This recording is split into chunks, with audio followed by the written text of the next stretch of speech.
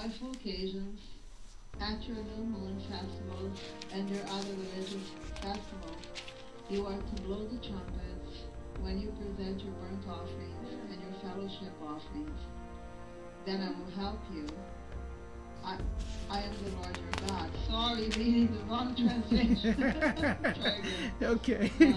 And in the day of your gladness, and in your appointed times, and at the beginning of your months, you shall blow the trumpets over your burnt offerings and over your peace offerings, and they shall be a remembrance for you before your Elohim. I am Yahuwah, your Elohim.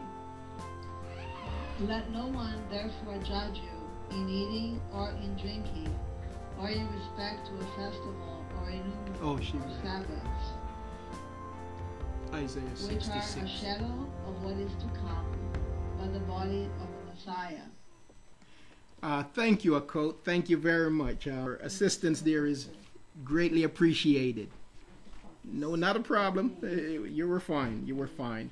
I meant, I did say verse 10 of Numbers, Bamidbar 28 and 10, but it was actually verse 11. Okay, so in Numbers 28, it was verse 11. And on the beginning of your months, you bring near a burnt offering to Yahuwah, 2 young bulls and 1 ram and 7 lambs a year old, perfect ones. Okay. Okay, so now, we're commanded. What we're looking at is the command to assemble at the beginning of moons. Okay. And we know from the scriptures, if you go to Psalms 81, in verse 3, again, the command is shown there. And unfortunately, in Christianity, we are conditioned to think that when the scripture speaks about the new moon, that it only refers to the new moon of the seventh month. But that is not so. Okay, we are to assemble at the beginning of each new moon, each new month. And that is what we see here in Bamidbar, Numbers chapter 10 and verse 10, as our Akot Maria read for us from verse 10. And it tells us not just that we should, you see, everything that Yah does, he lets us know why we should do it. There's nothing that he does that he simply, it's not like a parent that says to a child, do this, and the kid says, well, mom or dad, why should I do it this way, or why should I do that? And we tell them, don't question me, just do it. Well, that's not how Yah works. And the reason why he don't work that way is because he wants to make sure that we are able, everything that he does is to bring esteem to him and to lead us in a righteous path. And he wants to make sure that we are also able to lead others to him. And so when he tells us to do something, he tells us why we should do it. And so that's the case with every command that he gives us. With every command he gives, there is a why. And so he gives us the benefits, and he also tells us the consequences of not doing it. And the reason why he desires for us to be obedient to him is that we may walk in safety, in his protection. So here in chapter 10 and verse 10, we're going to look at that here for a moment. In chapter 10 and verse 10, and as we think about this, you think also about even the story of the Wad, David, when he went before, when Saul was seeking to kill him. We see in that, I think that's in 2 Samuel chapter 20 somewhere. If I'm wrong, somebody please correct me. But I believe it's in 2 Samuel chapter 20, where they were meeting for the feast. That was the feast of the assembly of the new month. And so Now, when we read that, traditionally we would think it's the feast of the seventh month, but as you read the text, you realize that's not the feast of the seventh month that the scripture commands us in Leviticus, Wa'ikra 23:24. That's not that feast, but instead it's the monthly assembly, and the king would have members of his family and people, I guess, he would handpick, and they would come and they would dine with the king. Well, the wad was supposed to be there, but Saul had a problem with the new appointed king and wanted to slay him. We saw that instead of going, he hid in the field, and Jonathan, gave him a signal to let him know that it's not safe to come into the kingdom because basically my dad wants to destroy you. I'm just paraphrasing here, but just pointing out again where we see that Yasharal, it was a common practice for Yasharal to assemble at the beginning of months. So we're looking here now at, I'm gonna just go over here verse 10 again, that was just read in our ears. Says, and in the day of your gladness. So the scriptures refers to this day as a day of gladness.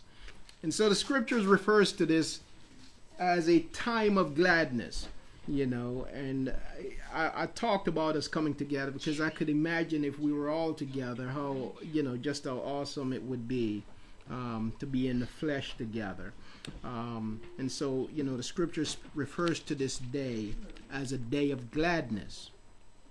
And in your appointed times, and at the beginning of your months, you shall blow the trumpets, or the ram's horn, over your burnt offering and over your peace offerings. And they shall be a remembrance for you before your Elohim. And they shall be a remembrance for you before your Elohim. I am Yahuwah, your Elohim. Okay, and so what Yah tells us is that when we come together at the beginning of months and we blow the ram's horn over the sacrifice, that our actions on that day and the sacrifice that we bring on that day becomes a remembrance for us before Yah. And so what he is saying is that on this day, if you are obedient to my command and you assemble, you come before me and you offer up your sacrifice, you blow the shofar over your sacrifice, this day becomes a remembrance for you. So as this month goes on, and as you go from day to day, Yah remembers this sacrifice. He remembers this offering. It shall be a remembrance for you, he says, before your Elohim. And so what he is saying, as a result of this, I will not forget you. And not that he has forgotten us, but what this verse lets us know is that Yah esteems this day, like he esteems his Shabbat and his Muadim and his feast days. This is a Muadim that is highly esteemed before Yah, and he honors those who honors the command to assemble. Okay, and so when we assemble on this day, he says that it will be a remembrance for us before him. All right, and we looked at 28 and verse 11. And on the beginnings of your months, you bring near a burnt offering to Yahuwah, 2 young bulls and 1 ram, and 7 lambs a year old, perfect ones. And so what Yah is looking for, he is looking for a perfect sacrifice. He's looking for a perfect offering. And we know that today the offering, of course, is not that of bulls and goats, but according to Hebrews 13 and verse 15, it is the sacrifice of our lips. It is our lifestyle.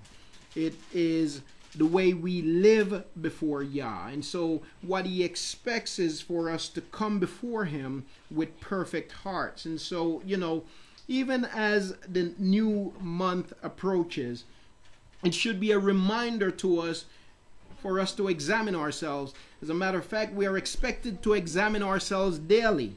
But the Kadash moon, because see, that's one of the definitions of Kadash. One of the definition of Kadash is renewal or rebuilding, you see. And so that renewal, in order to be renewed, we must examine ourselves. We're going to look here at in Romans chapter 12 in a moment concerning that. But let's look, before we go to Romans chapter 12, concerning the sacrifice. And I'm sure everybody here knows, but I just want to go to the scriptures. I like for the scriptures to speak for themselves. And so we're looking here at Hebrews chapter 13 and verse 15. And from there we're going to go to Romans chapter 12. Reads, through him, speaking of Yahusha, through him then, let us continually offer up. As a matter of fact, let me just back up for a second. Let me back up for a second. I want to start at verse 10.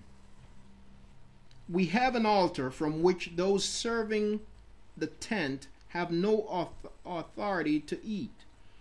For the bodies of those beasts whose blood is brought into the set apart place by the high priest for sin are burned outside the camp.